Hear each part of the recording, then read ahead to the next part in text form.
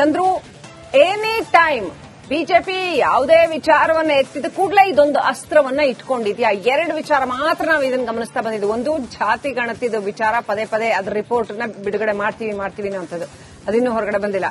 ಇನ್ನೊಂದು, ಈ ಕೋವಿಡ್ ಹಗರಣದ ವರದಿ. ಈಗ interim report, second interim report ಕೊಟ್ಟಿದ್ದಾರೆ. ಫೈನಲ್ ರಿಪೋರ್ಟ್ ಯಾವಾಗ ಕೊಡ್ತಾರೆ ಗೊತ್ತಿಲ್ಲ. ಸೊ ಇದು ಒಂದ್ ರೀತಿ ಬುಟ್ಟಿಯೊಳಗಿನ ಹಾವು ರೀತಿನಲ್ಲೇ ಅವ್ರು ಕಾಂಗ್ರೆಸ್ಗೆ ಒಂದು ಅಸ್ತ್ರವಾಗಿದೆಯಾ ಅನ್ನೋಂಥದ್ದು ಒಂದು. ಎರಡನೇದು, ನಿಜವಾಗ್ಲೂ ಇದರಲ್ಲಿ ಸಾಕಷ್ಟು ಹಗರಣ ನಡೆದಿದ್ದೇ ಹೌದಾದಲ್ಲಿ ಅದು ಎಷ್ಟು ದೊಡ್ಡ ಹಗರಣ ಇರಬಹುದು? ಈ ರಿಪೋರ್ಟ್ ನಲ್ಲಿ ಆ ತರದ ಕ್ಲೂಸ್ ಏನಾದ್ರೂ ಇದೆಯಾ? ಅದು ಯಾರೆಲ್ಲ ಒಳಗಡೆ ಹೋಗೋಕೆ, ಕಂಬಿ ಎಣ್ಸಕ್ಕೆ ಕಾರಣ ಆಗಬಹುದು? ಏನ್ ನಡೆದಿದೆ? ಮತ್ತೊಂದು ದೊಡ್ಡ ಘೋಟಾಲ ಕರ್ನಾಟಕದಲ್ಲಿ ಬಯಲಿಗೆ ಬರೋದು ಬಾಕಿ ಇದೆಯಾ? ಏನಿದೆ ಪರಿಸ್ಥಿತಿ?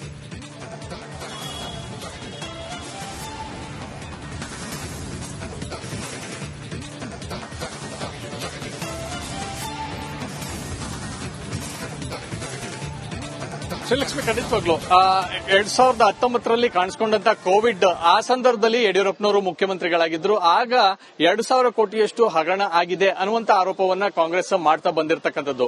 ಈ ಹಗರಣಕ್ಕೆ ಸಂಬಂಧಪಟ್ಟಂತೆ 2023ರ ಆಗಸ್ಟ್ ನಲ್ಲಿ ನಿವೃತ್ತ ನ್ಯಾಯಮೂರ್ತಿ ಮೈಕಲ್ ಡಿ ಕುನ್ಹಾ ಅವರ ನೇತೃತ್ವದ ಒಂದು ಕಮಿಟಿಯನ್ನ ರಚನೆ ಮಾಡಿರ್ತಕ್ಕಂಥದ್ದು.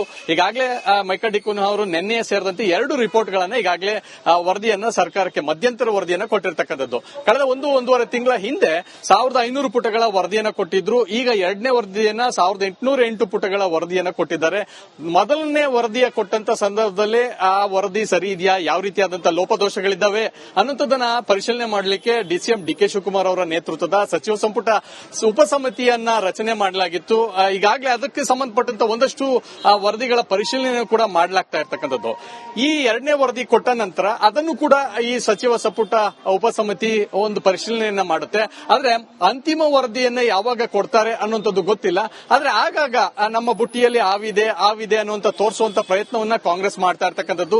ಬಿಜೆಪಿ ಯಾವಾಗ ಕಾಂಗ್ರೆಸ್ ವಿರುದ್ಧದ ಒಂದಷ್ಟು ಹೋರಾಟಗಳ ಅಥವಾ ಒಂದಷ್ಟು ತಪ್ಪುಗಳನ್ನ ಪತ್ತೆ ಹಚ್ಚಿ ಕಾಂಗ್ರೆಸ್ ಸರ್ಕಾರದ ವಿರುದ್ಧ ಹೋರಾಟವನ್ನ ಮಾಡ್ಲಿಕ್ಕೆ ಮುಂದಾಗ್ತಾರೆ, ಆ ಸಂದರ್ಭದಲ್ಲಿ ಈ ಒಂದು ಕೋವಿಡ್ ಹಗರಣವನ್ನ ಮಧ್ಯಂತರ ವರದಿಯನ್ನ ಕೊಡುವಂತದ್ದು ಅಥವಾ ಬೇರೆ ಬೇರೆ ರಿಪೋರ್ಟ್ಗಳನ್ನ ಸಂಗ್ರಹ ಮಾಡುವಂತ ಈ ರೀತಿಯಾದಂತಹ ಒಂದು ಎದುರಿಸುವಂತ ಪ್ರಯತ್ನವನ್ನ ಮಾಡ್ತಾ ಇದೆ. ಆದ್ರೆ ನಿಜಕ್ಕೂ ಇದರ ಹಿಂದೆ ಏನಿದೆ, ತಪ್ಪಾಗಿದೆಯಾ ಇಲ್ವಾ ಅನ್ನೋಂಥದ್ದು ಬಹಳ ಸ್ಪಷ್ಟವಾಗಿ ಈವರೆಗೂ ಕೂಡ ಯಾರಿಗೂ ಕೂಡ ಸ್ಪಷ್ಟವಾಗಿಲ್ಲ. ವರದಿ ಕೊಟ್ಟಿರ್ತಕ್ಕಂಥ ಮೈಕಲ್ ಡಿ ಕುನ್ಹಾ ಅವರನ್ನ ಹೊರತುಪಡಿಸಿದ್ರೆ ಸಚಿವ ಸಂಪುಟದಲ್ಲಿರ್ತಕ್ಕಂಥ ಸಚಿವರುಗಳಿಗೆ ಮತ್ತು ಸಿಎಂ ಮಾತ್ರ ಗೊತ್ತಿರತಕ್ಕಂಥದ್ದು. ಹೀಗಾಗಿ ಇದರ ಹಿಂದೆ ಬಿಜೆಪಿಯ ಲೋಪಗಳೇನಿದಾವೆ, ತಪ್ಪಿದೆಯಾ,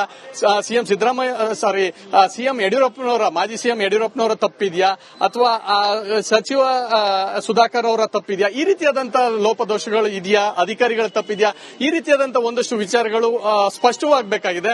ಅಲ್ಲಿವರೆಗೂ ಕೂಡ ಕಾಂಗ್ರೆಸ್ ತನ್ನ ಬುಟ್ಟಿಯಲ್ಲಿ ಆವಿದೆ ಅನ್ನುವಂತ ಪ್ರಯತ್ನವನ್ನು ಮಾಡ್ತಾ ಇದೆ. ಸೊ ಹೀಗಾಗಿ ಅಂತಿಮ ರಿಪೋರ್ಟ್ ಯಾವಾಗ ಬರುತ್ತೆ ಅನ್ನೋದು ಸ್ಪಷ್ಟವಿಲ್ಲ. ಆದ್ರೆ ಇದೆಲ್ಲದರ ಹಿಂದೆ ಕಾಂಗ್ರೆಸ್ ಆಗಾಗ ಬಿಜೆಪಿಯನ್ನ ಕೆಣಕುವಂತ ಮತ್ತು ಎದುರಿಸುವಂತ ಪ್ರಯತ್ನವಂತೂ ಮಾಡ್ತಾ ಇರ್ತಕ್ಕಂಥ ಬಹಳ ಸ್ಪಷ್ಟ. ಶ್ರೀಲಕ್ಷ್ಮಿ, ಥ್ಯಾಂಕ್ ಯು ಚಂದ್ರು, ಡೀಟೇಲ್ಸ್ಗಾಗಿ. ಚಂದ್ರು, ಎನಿ ಟೈಮ್ ಬಿಜೆಪಿ ಯಾವುದೇ ವಿಚಾರವನ್ನ ಎತ್ತಿದ ಕೂಡಲೇ ಇದೊಂದು ಅಸ್ತ್ರವನ್ನ ಇಟ್ಕೊಂಡಿದ್ಯಾ? ಎರಡು ವಿಚಾರ ಮಾತ್ರ ನಾವು ಇದನ್ನು ಗಮನಿಸ್ತಾ ಬಂದಿದ್ವಿ. ಒಂದು, ಜಾತಿ ಗಣತಿದ ವಿಚಾರ, ಪದೇ ಪದೇ ಅದ್ರ ರಿಪೋರ್ಟ್ ನ ಬಿಡುಗಡೆ ಮಾಡ್ತೀವಿ ಅಂತದ್ದು, ಅದಿನ್ನೂ ಹೊರಗಡೆ ಬಂದಿಲ್ಲ. ಇನ್ನೊಂದು, ಈ ಕೋವಿಡ್ ಹಗರಣದ ವರದಿ. ಈಗ interim report, second interim report ಕೊಟ್ಟಿದ್ದಾರೆ. ಫೈನಲ್ ರಿಪೋರ್ಟ್ ಯಾವಾಗ ಕೊಡ್ತಾರೆ ಗೊತ್ತಿಲ್ಲ. ಸೊ ಇದು ಒಂದ್ ರೀತಿ ಬುಟ್ಟಿಯೊಳಗಿನ ಹಾವು ರೀತಿನಲ್ಲೇ ಅವ್ರು ಕಾಂಗ್ರೆಸ್ಗೆ ಒಂದು ಅಸ್ತ್ರವಾಗಿದೆಯಾ ಅನ್ನೋಂಥದ್ದು ಒಂದು. ಎರಡನೇದು, ನಿಜವಾಗ್ಲೂ ಇದರಲ್ಲಿ ಸಾಕಷ್ಟು ಹಗರಣ ನಡೆದಿದ್ದೇ ಹೌದಾದಲ್ಲಿ ಅದು ಎಷ್ಟು ದೊಡ್ಡ ಹಗರಣ ಇರಬಹುದು? ಈ ರಿಪೋರ್ಟ್ ನಲ್ಲಿ ಆ ತರದ ಕ್ಲೂಸ್ ಏನಾದ್ರೂ ಇದೆಯಾ? ಅದು ಯಾರೆಲ್ಲ ಒಳಗಡೆ ಹೋಗೋಕೆ, ಕಂಬಿ ಎಣ್ಸಕ್ಕೆ ಕಾರಣ ಆಗಬಹುದು? ಏನ್ ನಡೆದಿದೆ? ಮತ್ತೊಂದು ದೊಡ್ಡ ಘೋಟಾಲ ಕರ್ನಾಟಕದಲ್ಲಿ ಬಯಲಿಗೆ ಬರೋದು ಬಾಕಿ ಇದೆಯಾ? ಏನಿದೆ ಪರಿಸ್ಥಿತಿ?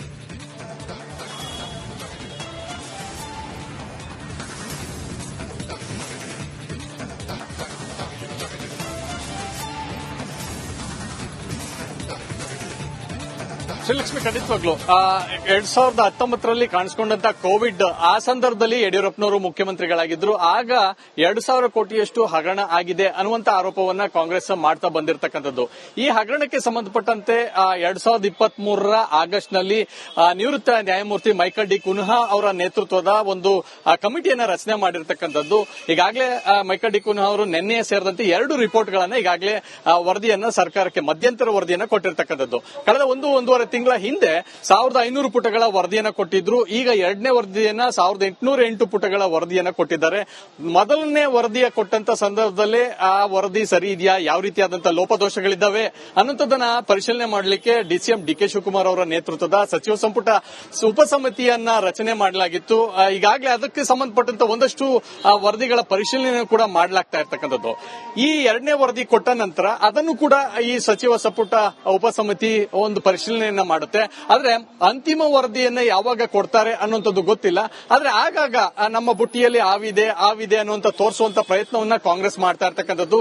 ಬಿಜೆಪಿ ಯಾವಾಗ ಕಾಂಗ್ರೆಸ್ ವಿರುದ್ಧದ ಒಂದಷ್ಟು ಹೋರಾಟಗಳ ಅಥವಾ ಒಂದಷ್ಟು ತಪ್ಪುಗಳನ್ನ ಪತ್ತೆ ಹಚ್ಚಿ ಕಾಂಗ್ರೆಸ್ ಸರ್ಕಾರದ ವಿರುದ್ಧ ಹೋರಾಟವನ್ನ ಮಾಡ್ಲಿಕ್ಕೆ ಮುಂದಾಗ್ತಾರೆ, ಆ ಸಂದರ್ಭದಲ್ಲಿ ಈ ಒಂದು ಕೋವಿಡ್ ಹಗರಣವನ್ನ ಮಧ್ಯಂತರ ವರದಿಯನ್ನ ಕೊಡುವಂತದ್ದು ಅಥವಾ ಬೇರೆ ಬೇರೆ ರಿಪೋರ್ಟ್ಗಳನ್ನ ಸಂಗ್ರಹ ಮಾಡುವಂತ ಈ ರೀತಿಯಾದಂತಹ ಒಂದು ಎದುರಿಸುವಂತ ಪ್ರಯತ್ನವನ್ನ ಮಾಡ್ತಾ ಇದೆ. ಆದ್ರೆ ನಿಜಕ್ಕೂ ಇದರ ಹಿಂದೆ ಏನಿದೆ, ತಪ್ಪಾಗಿದೆಯಾ ಇಲ್ವಾ ಅನ್ನೋಂಥದ್ದು ಬಹಳ ಸ್ಪಷ್ಟವಾಗಿ ಈವರೆಗೂ ಕೂಡ ಯಾರಿಗೂ ಕೂಡ ಸ್ಪಷ್ಟವಾಗಿಲ್ಲ. ವರದಿ ಕೊಟ್ಟಿರ್ತಕ್ಕಂಥ ಮೈಕಲ್ ಡಿ ಕುನ್ಹಾ ಅವರನ್ನು ಹೊರತುಪಡಿಸಿದ್ರೆ ಸಚಿವ ಸಂಪುಟದಲ್ಲಿ ಇರತಕ್ಕಂಥ ಸಚಿವರುಗಳಿಗೆ ಮತ್ತು ಸಿಎಂ ಮಾತ್ರ ಗೊತ್ತಿರತಕ್ಕಂಥದ್ದು. ಹೀಗಾಗಿ ಇದರ ಹಿಂದೆ ಬಿಜೆಪಿಯ ಲೋಪಗಳೇನಿದ್ದಾವೆ, ತಪ್ಪಿದೆಯಾ, ಸಿಎಂ ಯಡಿಯೂರಪ್ಪನವರ ಮಾಜಿ ಸಿಎಂ ಯಡಿಯೂರಪ್ಪನವರ ತಪ್ಪಿದೆಯಾ ಅಥವಾ ಸಚಿವ ಸುಧಾಕರ್ ಅವರ ತಪ್ಪಿದೆಯಾ, ಈ ರೀತಿಯಾದಂತಹ ಲೋಪದೋಷಗಳು ಇದೆಯಾ, ಅಧಿಕಾರಿಗಳ ತಪ್ಪಿದೆಯಾ, ಈ ರೀತಿಯಾದಂತಹ ಒಂದಷ್ಟು ವಿಚಾರಗಳು ಸ್ಪಷ್ಟವಾಗಬೇಕಾಗಿದೆ. ಅಲ್ಲಿವರೆಗೂ ಕೂಡ ಕಾಂಗ್ರೆಸ್ ತನ್ನ ಬುಟ್ಟಿಯಲ್ಲಿ ಆವಿದೆ ಅನ್ನುವಂತ ಪ್ರಯತ್ನವನ್ನು ಮಾಡ್ತಾ ಇದೆ. ಹೀಗಾಗಿ ಅಂತಿಮ ರಿಪೋರ್ಟ್ ಯಾವಾಗ ಬರುತ್ತೆ ಅನ್ನೋದು ಸ್ಪಷ್ಟವಿಲ್ಲ. ಆದ್ರೆ ಇದೆಲ್ಲದರ ಹಿಂದೆ ಕಾಂಗ್ರೆಸ್ ಆಗಾಗ ಬಿಜೆಪಿಯನ್ನ ಕೆಣಕುವಂತ ಮತ್ತು ಎದುರಿಸುವಂತ ಪ್ರಯತ್ನವಂತೂ ಮಾಡ್ತಾ ಇರ್ತಕ್ಕಂಥ ಬಹಳ ಸ್ಪಷ್ಟ. ಶ್ರೀಲಕ್ಷ್ಮಿ, ಥ್ಯಾಂಕ್ ಯು ಚಂದ್ರು ಡೀಟೇಲ್ಸ್ಗಾಗಿ. ಚಂದ್ರು, ಎನಿ ಟೈಮ್ ಬಿಜೆಪಿ ಯಾವುದೇ ವಿಚಾರವನ್ನ ಎತ್ತಿದ ಕೂಡಲೇ ಇದೊಂದು ಅಸ್ತ್ರವನ್ನ ಇಟ್ಕೊಂಡಿದ್ಯಾ. ಎರಡು ವಿಚಾರ ಮಾತ್ರ ನಾವು ಇದನ್ನು ಗಮನಿಸ್ತಾ ಬಂದಿದ್ದು. ಒಂದು, ಜಾತಿ ಗಣತಿದ ವಿಚಾರ, ಪದೇ ಪದೇ ಅದ್ರ ರಿಪೋರ್ಟ್ ನ ಬಿಡುಗಡೆ ಮಾಡ್ತೀವಿ ಅನ್ನೋಂಥದ್ದು, ಅದಿನ್ನೂ ಹೊರಗಡೆ ಬಂದಿಲ್ಲ. ಇನ್ನೊಂದು, ಈ ಕೋವಿಡ್ ಹಗರಣದ ವರದಿ. ಈಗ interim report, second interim report ಕೊಟ್ಟಿದ್ದಾರೆ. ಫೈನಲ್ ರಿಪೋರ್ಟ್ ಯಾವಾಗ ಕೊಡ್ತಾರೆ ಗೊತ್ತಿಲ್ಲ. ಸೊ ಇದು ಒಂದ್ ರೀತಿ ಬುಟ್ಟಿಯೊಳಗಿನ ಹಾವು ರೀತಿನಲ್ಲೇ ಅವ್ರು ಕಾಂಗ್ರೆಸ್ಗೆ ಒಂದು ಅಸ್ತ್ರವಾಗಿದೆಯಾ ಅನ್ನೋಂಥದ್ದು ಒಂದು. ಎರಡನೇದು, ನಿಜವಾಗ್ಲೂ ಇದರಲ್ಲಿ ಸಾಕಷ್ಟು ಹಗರಣ ನಡೆದಿದ್ದೇ ಹೌದಾದಲ್ಲಿ ಅದು ಎಷ್ಟು ದೊಡ್ಡ ಹಗರಣ ಇರಬಹುದು, ಈ ರಿಪೋರ್ಟ್ ನಲ್ಲಿ ಆ ತರದ ಕ್ಲೂಸ್ ಏನಾದ್ರೂ ಇದೆಯಾ, ಅದು ಯಾರೆಲ್ಲ ಒಳಗಡೆ ಹೋಗೋಕೆ ಕಂಬಿ ಎಣ್ಸಕ್ಕೆ ಕಾರಣ ಆಗಬಹುದು, ಏನ್ ನಡೆದಿದೆ, ಮತ್ತೊಂದು ದೊಡ್ಡ ಘೋಟಾಳ ಕರ್ನಾಟಕದಲ್ಲಿ ಬಯಲಿಗೆ ಬರೋದು ಬಾಕಿ ಇದೆಯಾ, ಏನಿದೆ ಪರಿಸ್ಥಿತಿ?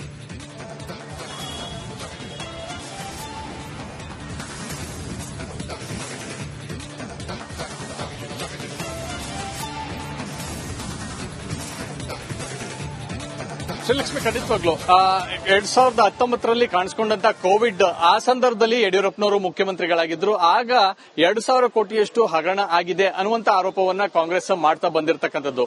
ಈ ಹಗರಣಕ್ಕೆ ಸಂಬಂಧಪಟ್ಟಂತೆ 2023ರ ಆಗಸ್ಟ್ನಲ್ಲಿ ನಿವೃತ್ತ ನ್ಯಾಯಮೂರ್ತಿ ಮೈಕಲ್ ಡಿ ಕುನ್ಹಾ ಅವರ ನೇತೃತ್ವದ ಒಂದು ಕಮಿಟಿಯನ್ನ ರಚನೆ ಮಾಡಿರ್ತಕ್ಕಂಥದ್ದು. ಈಗಾಗಲೇ ಮೈಕಲ್ ಡಿ ಕುನ್ಹಾ ಅವರು ನಿನ್ನೆ ಸೇರಿದಂತೆ 2 ರಿಪೋರ್ಟ್ಗಳನ್ನ ಈಗಾಗಲೇ ವರದಿಯನ್ನ ಸರ್ಕಾರಕ್ಕೆ ಮಧ್ಯಂತರ ವರದಿಯನ್ನ ಕೊಟ್ಟಿರ್ತಕ್ಕಂಥದ್ದು. ಕಳೆದ ಒಂದೂವರೆ ತಿಂಗಳ ಹಿಂದೆ 1500 ಪುಟಗಳ ವರದಿಯನ್ನ ಕೊಟ್ಟಿದ್ರು. ಈಗ ಎರಡನೇ ವರದಿಯನ್ನ 1808 ಪುಟಗಳ ವರದಿಯನ್ನ ಕೊಟ್ಟಿದ್ದಾರೆ.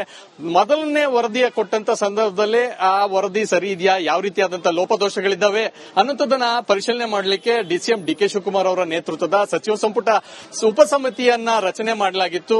ಈಗಾಗಲೇ ಅದಕ್ಕೆ ಸಂಬಂಧಪಟ್ಟಂತ ಒಂದಷ್ಟು ವರದಿಗಳ ಪರಿಶೀಲನೆ ಕೂಡ ಮಾಡಲಾಗ್ತಾ ಇರ್ತಕ್ಕಂಥದ್ದು. ಈ ಎರಡನೇ ವರದಿ ಕೊಟ್ಟ ನಂತರ ಅದನ್ನು ಕೂಡ ಈ ಸಚಿವ ಸಂಪುಟ ಉಪಸಮಿತಿ ಒಂದು ಪರಿಶೀಲನೆಯನ್ನ ಮಾಡುತ್ತೆ. ಆದ್ರೆ ಅಂತಿಮ ವರದಿಯನ್ನ ಯಾವಾಗ ಕೊಡ್ತಾರೆ ಅನ್ನುವಂಥದ್ದು ಗೊತ್ತಿಲ್ಲ. ಆದ್ರೆ ಆಗಾಗ ನಮ್ಮ ಬುಟ್ಟಿಯಲ್ಲಿ ಆವಿದೆ ಅನ್ನುವಂತ ತೋರಿಸುವಂತ ಪ್ರಯತ್ನವನ್ನ ಕಾಂಗ್ರೆಸ್ ಮಾಡ್ತಾ ಇರ್ತಕ್ಕಂಥದ್ದು. ಬಿಜೆಪಿ ಯಾವಾಗ ಕಾಂಗ್ರೆಸ್ ವಿರುದ್ಧದ ಒಂದಷ್ಟು ಹೋರಾಟಗಳ ಅಥವಾ ಒಂದಷ್ಟು ತಪ್ಪುಗಳನ್ನ ಪತ್ತೆ ಹಚ್ಚಿ ಕಾಂಗ್ರೆಸ್ ಸರ್ಕಾರದ ವಿರುದ್ಧ ಹೋರಾಟವನ್ನ ಮಾಡ್ಲಿಕ್ಕೆ ಮುಂದಾಗ್ತಾರೆ, ಆ ಸಂದರ್ಭದಲ್ಲಿ ಈ ಒಂದು ಕೋವಿಡ್ ಹಗರಣವನ್ನ ಮಧ್ಯಂತರ ವರದಿಯನ್ನ ಕೊಡುವಂತದ್ದು ಅಥವಾ ಬೇರೆ ಬೇರೆ ರಿಪೋರ್ಟ್ಗಳನ್ನ ಸಂಗ್ರಹ ಮಾಡುವಂತ ಈ ರೀತಿಯಾದಂತಹ ಒಂದು ಎದುರಿಸುವಂತ ಪ್ರಯತ್ನವನ್ನ ಮಾಡ್ತಾ ಇದೆ. ಆದ್ರೆ ನಿಜಕ್ಕೂ ಇದರ ಹಿಂದೆ ಏನಿದೆ, ತಪ್ಪಾಗಿದೆಯಾ ಇಲ್ವಾ ಅನ್ನೋಂಥದ್ದು ಬಹಳ ಸ್ಪಷ್ಟವಾಗಿ ಈವರೆಗೂ ಕೂಡ ಯಾರಿಗೂ ಕೂಡ ಸ್ಪಷ್ಟವಾಗಿಲ್ಲ. ವರದಿ ಕೊಟ್ಟಿರ್ತಕ್ಕಂಥ ಮೈಕಲ್ ಡಿ ಕುನ್ಹಾ ಅವರನ್ನು ಹೊರತುಪಡಿಸಿದ್ರೆ ಸಚಿವ ಸಂಪುಟದಲ್ಲಿ ಇರತಕ್ಕಂಥ ಸಚಿವರುಗಳಿಗೆ ಮತ್ತು ಸಿಎಂ ಮಾತ್ರ ಗೊತ್ತಿರತಕ್ಕಂಥದ್ದು. ಹೀಗಾಗಿ ಇದರ ಹಿಂದೆ ಬಿಜೆಪಿಯ ಲೋಪಗಳೇನಿದ್ದಾವೆ, ತಪ್ಪಿದೆಯಾ, ಸಿಎಂ ಯಡಿಯೂರಪ್ಪನವರ ಮಾಜಿ ಸಿಎಂ ಯಡಿಯೂರಪ್ಪನವರ ತಪ್ಪಿದೆಯಾ ಅಥವಾ ಸಚಿವ ಸುಧಾಕರ್ ಅವರ ತಪ್ಪಿದೆಯಾ, ಈ ರೀತಿಯಾದಂತಹ ಲೋಪದೋಷಗಳು ದೋಷಗಳು ಇದೆಯಾ, ಅಧಿಕಾರಿಗಳ ತಪ್ಪಿದೆಯಾ, ಈ ರೀತಿಯಾದಂತಹ ಒಂದಷ್ಟು ವಿಚಾರಗಳು ಸ್ಪಷ್ಟವಾಗಬೇಕಾಗಿದೆ. ಅಲ್ಲಿವರೆಗೂ ಕೂಡ ಕಾಂಗ್ರೆಸ್ ತನ್ನ ಬುಟ್ಟಿಯಲ್ಲಿ ಹಾವಿದೆ ಅನ್ನುವಂತ ಪ್ರಯತ್ನವನ್ನು ಮಾಡ್ತಾ ಇದೆ. ಸೊ ಹೀಗಾಗಿ ಅಂತಿಮ ರಿಪೋರ್ಟ್ ಯಾವಾಗ ಬರುತ್ತೆ ಅನ್ನೋದು ಸ್ಪಷ್ಟವಿಲ್ಲ. ಆದ್ರೆ ಇದೆಲ್ಲದರ ಹಿಂದೆ ಕಾಂಗ್ರೆಸ್ ಆಗಾಗ ಬಿಜೆಪಿಯನ್ನ ಕೆಣಕುವಂತ ಮತ್ತು ಎದುರಿಸುವಂತ ಪ್ರಯತ್ನವಂತೂ ಮಾಡ್ತಾ ಇರ್ತಕ್ಕಂಥ ಬಹಳ ಸ್ಪಷ್ಟ. Srilakshmi, thank you Chandra ಡೀಟೇಲ್ಸ್ಗಾಗಿ.